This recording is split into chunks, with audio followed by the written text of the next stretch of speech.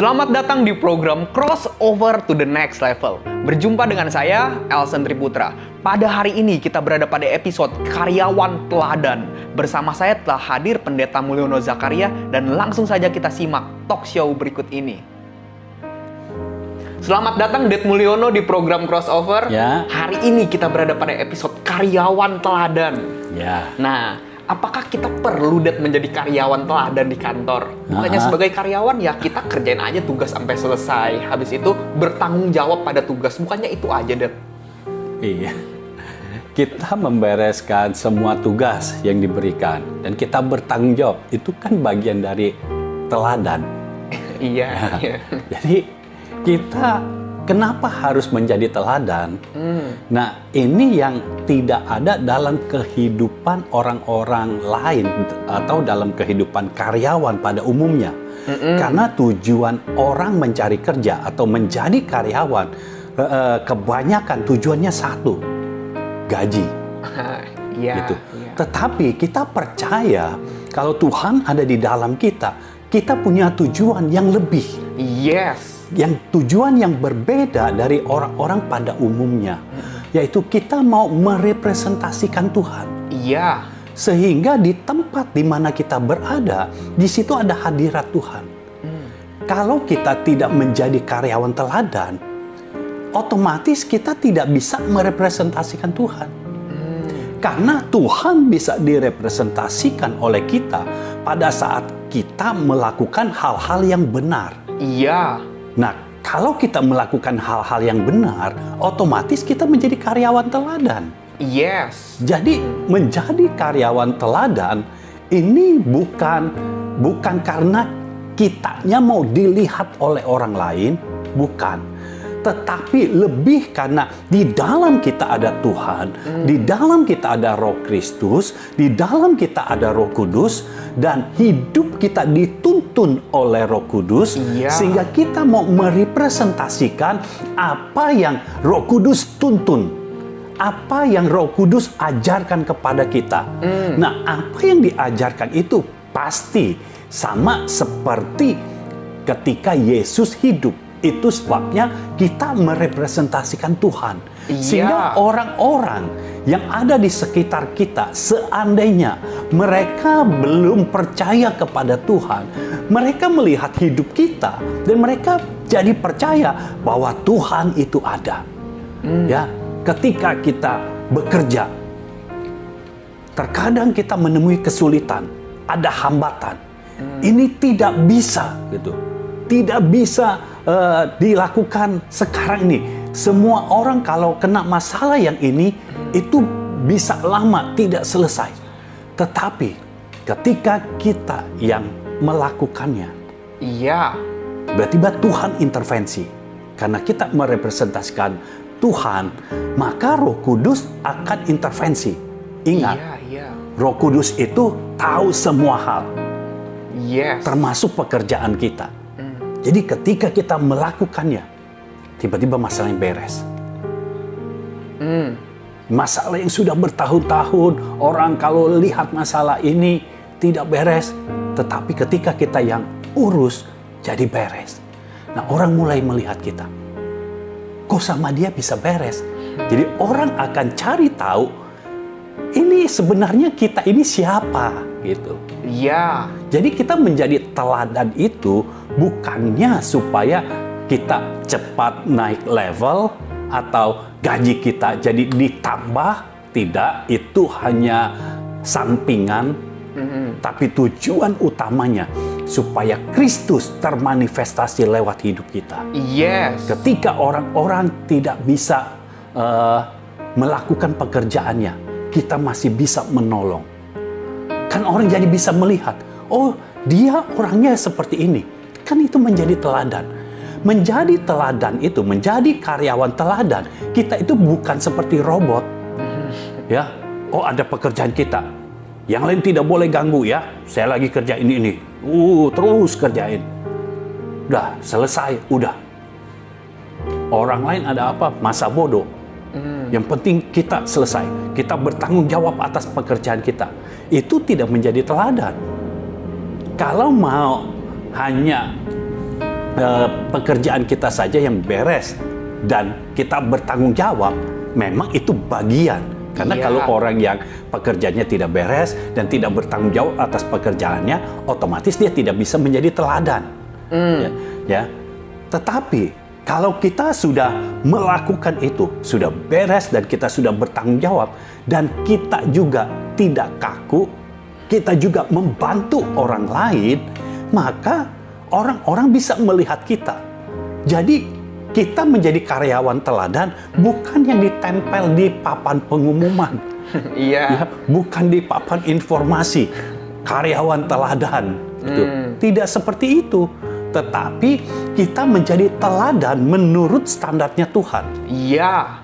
Jadi kita melakukan segala sesuatunya untuk merepresentasikan Tuhan. Sekalipun atasan kita tidak melihat, kita tetap menjadi teladan.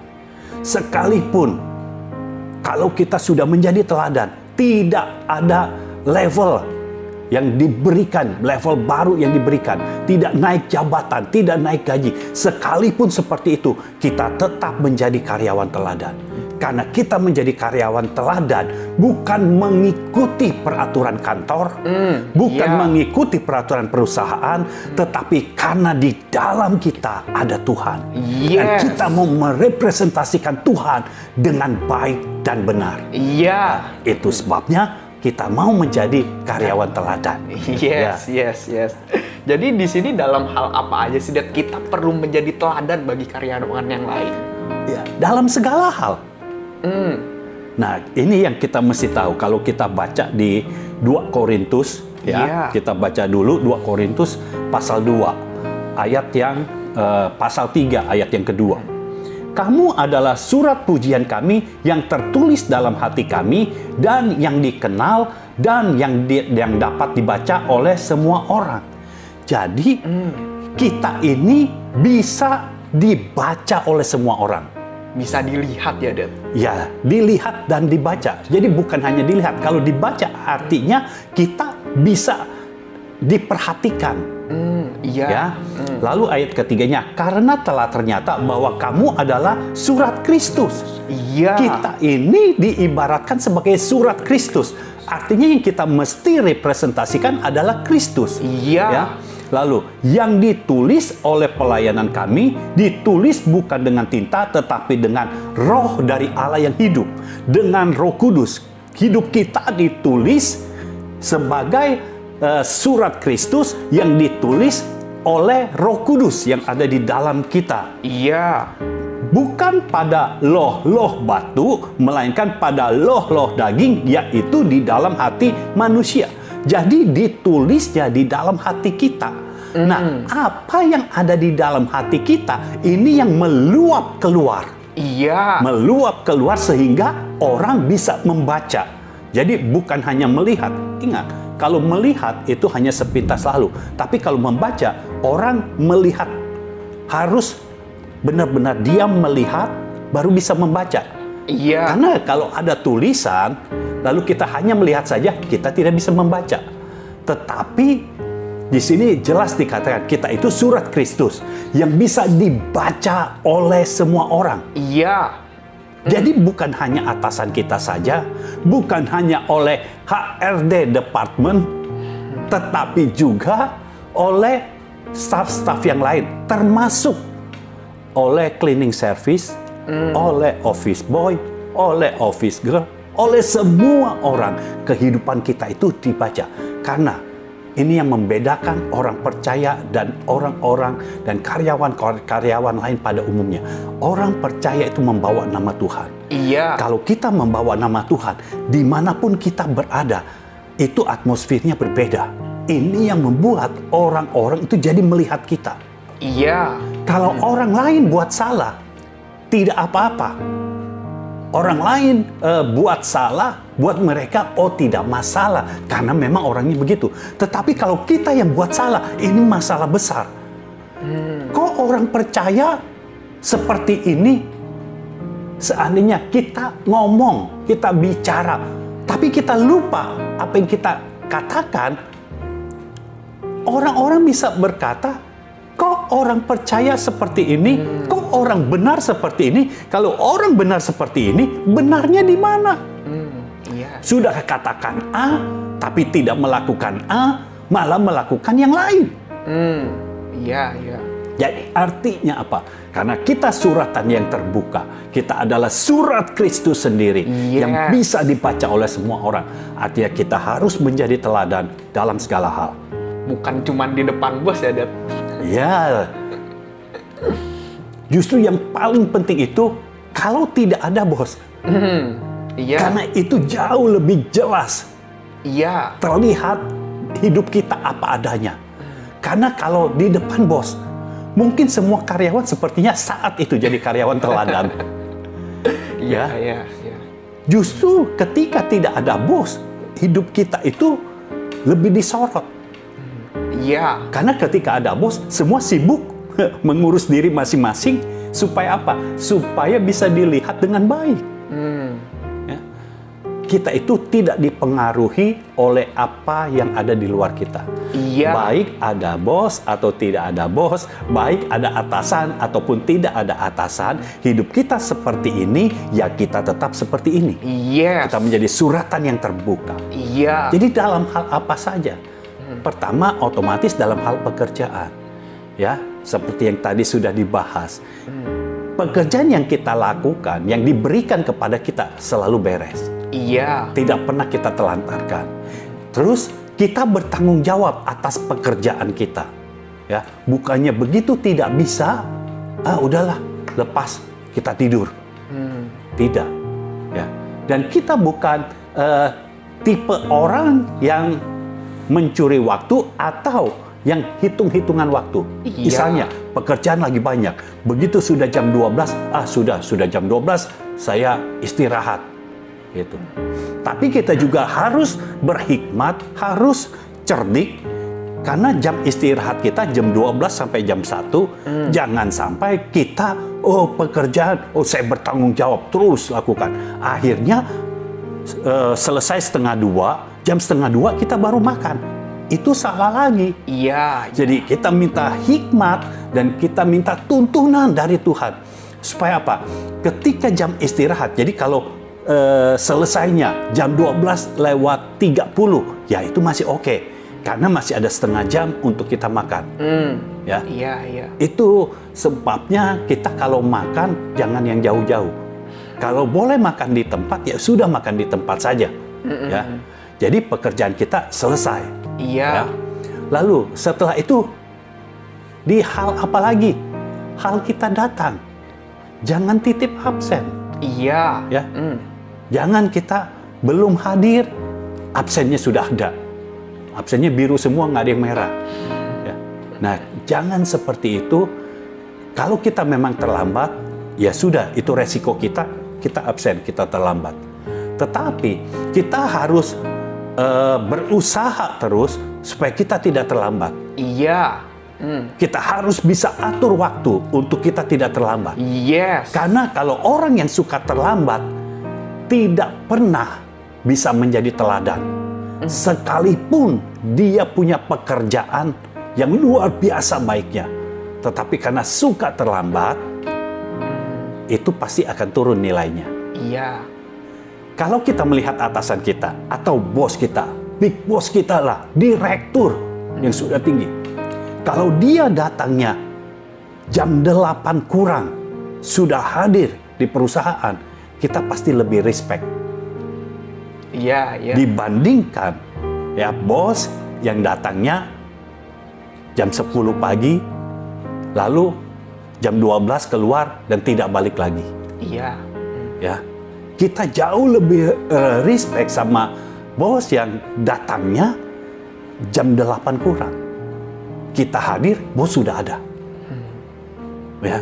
Kalau kita tahu, kita melihat orang lain seperti itu, artinya orang-orang lain di sekitar kita akan melihat kita seperti itu juga. Iya. Apalagi kita ada di posisi manajerial. Jadi di atas kita ada atasan, di bawah kita ada bawahan. Di tengah-tengah kita, ya, di middle management. Nah, berarti kita harus menjadi teladan bukan hanya di kalangan middle management saja atau di atas kita, tapi juga untuk yang di bawah kita, itu kita harus menjadi teladan. Iya. Ya, jangan biarkan sedikit pun ada celah dalam hidup kita. Yes. Karena begini, sebaik apapun kita, kalau ada celah, orang lebih melihat jelas itu celah kita. Iya. Bukan kebaikan kita, tapi celahnya. Jadi kita harus berusaha semaksimal mungkin. Tentunya bukan dengan kekuatan kita, tapi dengan kekuatan Tuhan. Yes. Sehingga tidak ada celah sama sekali. Sehingga kita menjadi teladan, kita menjadi disukai. Seperti jemaat mula-mula yang disukai oleh semua orang. Kenapa disukai oleh semua orang? Karena pertama, Tuhan menyertai hidup kita. Yang kedua, karena Tuhan menyertai hidup kita, Tuhan menolong kita. Kita juga menolong orang lain yang membutuhkan kita. Ketika dia ada masalah di dalam pekerjaannya, kita bisa bantu dia. Tanpa kita meninggalkan pekerjaan kita. Ya. Jadi kita harus hidup secara berbeda. Biar di kantor terjadi suasana sorga. Amin. Ya. Iya. Bukan suasana kantor saja, tapi suasana sorga. Karena kehadiran kita. Ya. Lalu dalam hal apa lagi kita bisa menjadi teladan? Ya contohnya saja seperti kita tidak mencuri waktu itu. Ya. Datang terlambat, tetapi absennya tidak terlambat. Pulang duluan, absennya tetap jam 5. Padahal duluan. Nah, kita tidak mencuri. Termasuk ketika kita ada jam istirahat, jam 12 sampai jam 1, itu yang kita pakai untuk istirahat. Boleh dipakai untuk pekerjaan, tetapi di luar itu kita tidak beristirahat. Kita tetap bekerja sehingga tidak ada celah sama sekali. Percayalah, ketika kita melakukan bagian kita, Tuhan akan melakukan bagiannya. Amin. Sehingga orang-orang melihat kita itu membuat kita itu menjadi solusi bagi mereka. Yes. Dan dengan kehadiran kita, mereka menjadi nyaman. Jangan kita menimbulkan hawa panas. Kalau kita hadir, waduh panas semua. Ya, karena muka kita asam. Ya, mungkin kita bangun kesiangan, buru-buru, di rumah ada masalah apalagi, terus kita datang ke kantor, mukanya asam. Itu kalau kita datang dengan muka asam, ya, otomatis suasana kantor langsung berubah. Iya. Tidak ceria.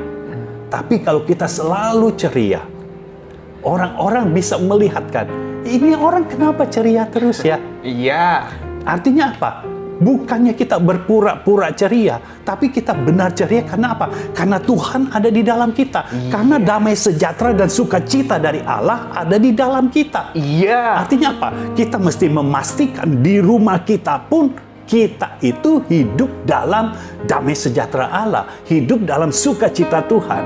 Sehingga ketika kita berjumpa dengan orang-orang bisa melihat, ini kok kalau dekat dengan dia, ini suasananya enak gitu, nyaman gitu. Iya. Kenapa ya?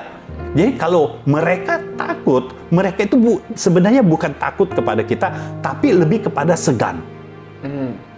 Karena apa yang kita katakan itu yang bisa terjadi. Iya. Ya? Jadi dalam berbagai hal itu kita harus menjadi teladan. Ya? Banyak hal lagi yang kita bisa menjadi teladan. Yang pasti, kalau kita sudah melakukan bagian kita, Tuhan tidak pernah akan tinggal diam. Iya. Lihat Daniel. Daniel, atasannya rajanya berganti-ganti. Iya. Tapi Daniel tetap menjadi orang kepercayaan raja. Iya. Yes. Kenapa bisa seperti itu? Kita tahu dia selalu berdoa kepada Tuhan. Ya, sesuai dengan cara dia pada saat itu, 3 kali sehari dia berdoa kepada Tuhan. Dan ketika ada orang-orang yang mencari kesalahannya, karena apa? Karena ada orang-orang iri kepadanya, mencari kesalahannya. Satu-satunya yang dianggap salah dari Daniel adalah dia berdoa kepada Tuhan. Tetapi perhatikan, ketika Daniel dihukum, harus masuk ke gua singa. Bahkan di tempat di mana orang-orang akan mati, Daniel tetap hidup. Iya. Bahkan orang-orang yang memfitnahnya ketika dimasukkan ke gua singa, baru aja dimasukkan, belum sampai ke bawahnya, itu singa sudah langsung melahap. Jadi ada kehidupan yang berbeda yang Tuhan berikan kepada kita. Amin. Sekalipun kita ada di kantor, Iya. Tuhan pasti akan menjagai kita. Iya. Kalau kita hidup berkenan kepada Tuhan, Tuhan yang akan campur tangan di Yes. dalam segala hal. Amin. Amin. Amin. Untuk menjadi teladan nih, Dad. Dalam hal ini, kalau kita nggak punya posisi, cuman staf biasa, Iya. gimana cara kita menjadi teladan? Apakah perlu posisi dulu untuk bisa menjadi teladan, Dad? Menjadi teladan tidak ada hubungannya dengan posisi. Seandainya kita menjadi office boy pun, Iya. kita tetap bisa menjadi teladan.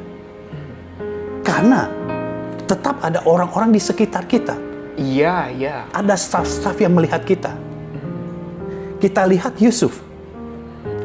Apakah Yusuf punya posisi ketika menjadi budak? Enggak, ya. Itu kan posisi yang paling bawah. Tetapi dia tetap menjadi teladan. Dia mengikuti tuntunan Tuhan. Taunya dari mana Yusuf mengikuti tuntunan Tuhan? Tuhan buat semua yang Yusuf lakukan menjadi berhasil. Yes. Karena kalau orang tidak mengikuti tuntunan Tuhan, artinya dia mengikuti caranya sendiri. Tidak mungkin Tuhan buat menjadi berhasil. Karena Yusuf mengikuti tuntunan Tuhan. Ketika melakukan ini, seperti menanam gandum. Ini menanamnya seperti apa? Tuhan yang berikan hikmat kepada Yusuf. Iya. Dia mulai menanam. Dan karena ketika dikatakan tanam sebelah sana, Yusuf mengikuti. Maka semua yang Yusuf tanam hasilnya lebih berkali-kali lipat dibandingkan budak yang lain melakukannya. Ya, ketika disuruh masak daging. Wah, Yusuf masak daging, dagingnya empuk terus. Iya. Yang lain kalau masak daging masih keras. Kenapa Yusuf berbeda? Yusuf melakukan sesuai dengan tuntunan Tuhan. Ketika dia masak, Roh Kudus memberikan ide kepadanya. Ayo rendam dulu dengan air. Dia ikutin. Hasilnya dia tidak tahu. Yusuf tidak bisa masak. Tapi ketika dia masak, hasilnya beda. Iya. Itu sebabnya dia melakukan apa yang menjadi bagian dia. Dan Tuhan melakukan apa yang menjadi bagian Tuhan. Iya. Bagian Yusuf melakukan apa yang Tuhan suruh. Apa yang Tuhan perintahkan. Iya. Bagian Tuhan membuat apa yang Yusuf lakukan menjadi berhasil. Yes. Haleluya. Dan kita lihat setelah Yusuf menjadi teladan bagi budak-budak yang lain, Yusuf diangkat. Apakah Potifar yang angkat? Saya tidak bisa berkata seperti itu. Yang pasti Tuhan yang mengangkat Yusuf melalui Potifar. Yes. Tuhan mengangkat Yusuf menjadi kepala budak. Sekarang Yusuf bukan melakukan pekerjaan lapangan lagi, tapi pengawasan, monitoring. Ya. Semua yang Potifar lakukan sudah diberikan kepada Yusuf. Yusuf mengatur semuanya, kecuali makanannya Potifar. Iya. Itu saja. Jadi di dalam rumah pun, itu bagiannya Yusuf. Jadi bisa bayangkan, meja kalau mau dipindah-pindahin sama Yusuf itu boleh. Ya, lukisan mau dipindahin kemanapun boleh. Iya.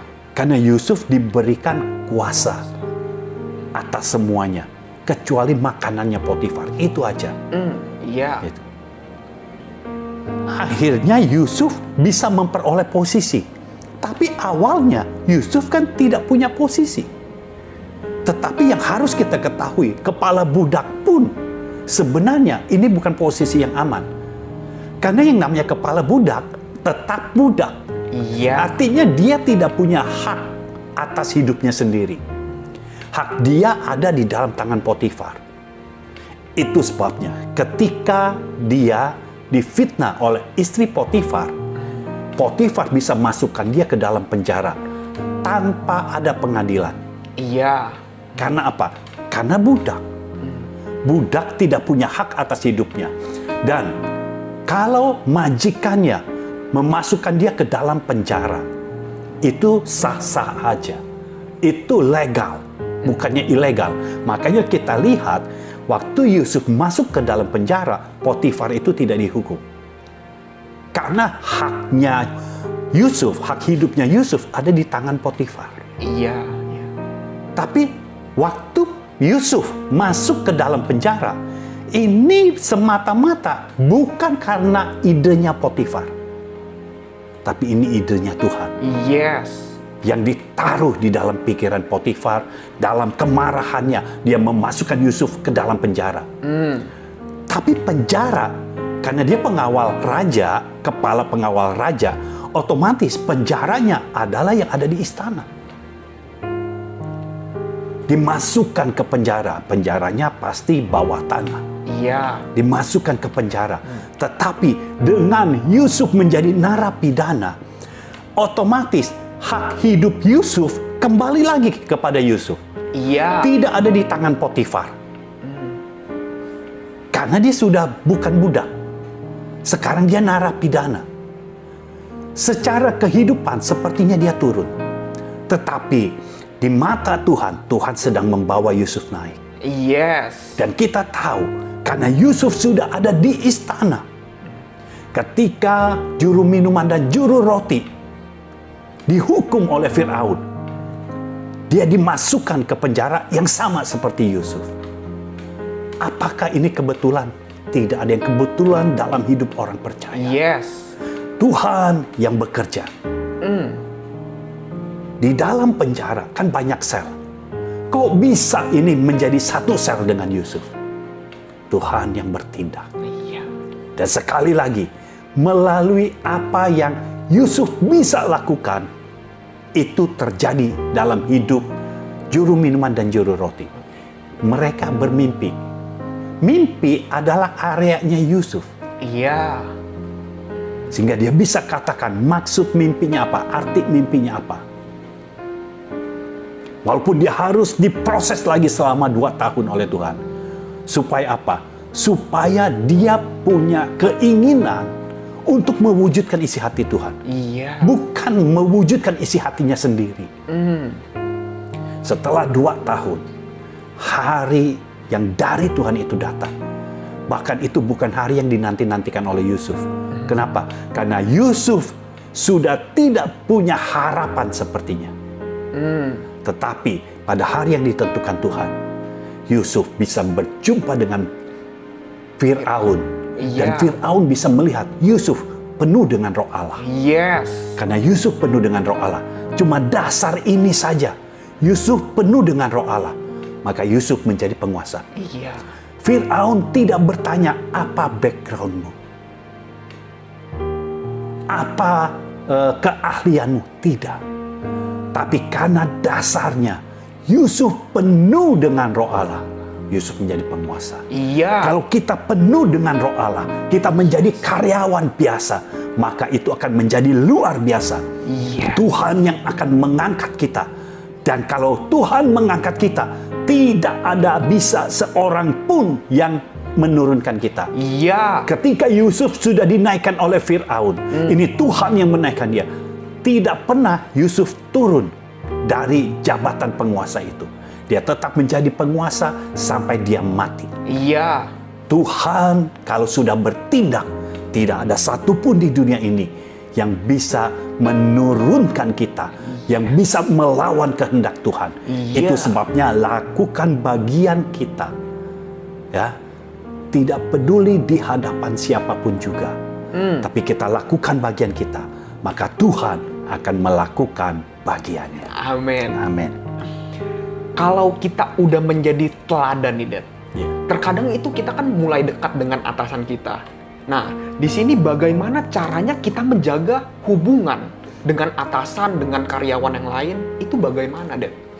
Iya. Kalau kita menjadi teladan, dikatakan dekat dengan atasan, tidak ada hubungannya juga. Kedekatan seseorang itu bukan ditentukan karena teladan atau tidaknya, ya. Tetapi lebih daripada atasan kita percaya kepada kita. Iya. Hubungan kita dekat, oke, boleh. Ya. Terus kita mesti jaga perasaan orang lain, seperti itu kan. Kita bukannya memikirkan perasaan orang lain. Yang penting kita melakukan bagian kita. Tetap menjadi teladan. Iya. Karena perasaan orang lain, kalau dia iri, dia jealous kepada kita, apa yang kita lakukan yang terbaik buat dia pun, itu menjadi tidak baik. Jadi jangan pernah memikirkan apa yang akan orang lain katakan. Iya. Tapi kita berfungsi saja sebagaimana seharusnya. Iya. Kalau atasan kita dekat dengan kita, oke. Ya, tetapi ini yang harus jadi awasan kita juga. Dengan siapa kita harus dekat, ya. Kalau kita lihat di dalam Mazmur, ya. Mazmur pasal 1 ayat 1, berbahagialah orang yang tidak berjalan menurut nasihat orang fasik, yang tidak berdiri di jalan orang berdosa, dan yang tidak duduk dalam kumpulan pencemooh, tetapi yang kesukaannya ialah Taurat Tuhan, dan yang merenungkan Taurat itu siang dan malam.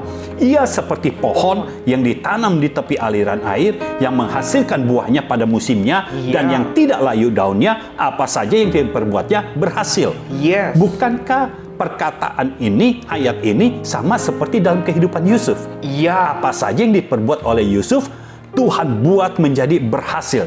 Apa saja yang diperbuatnya menjadi berhasil. Artinya kita mesti memastikan kita ini tidak berjalan menurut nasihat orang fasik. Menurut nasihat orang fasik, kalau ada uang lebih, kita ambil saja. Tapi kita tidak melakukan itu. Iya. Kita akan masukkan dalam perusahaan. Yusuf, kalau Yusuf mau korupsi, ini yang paling gampang. Karena Yusuf penguasa.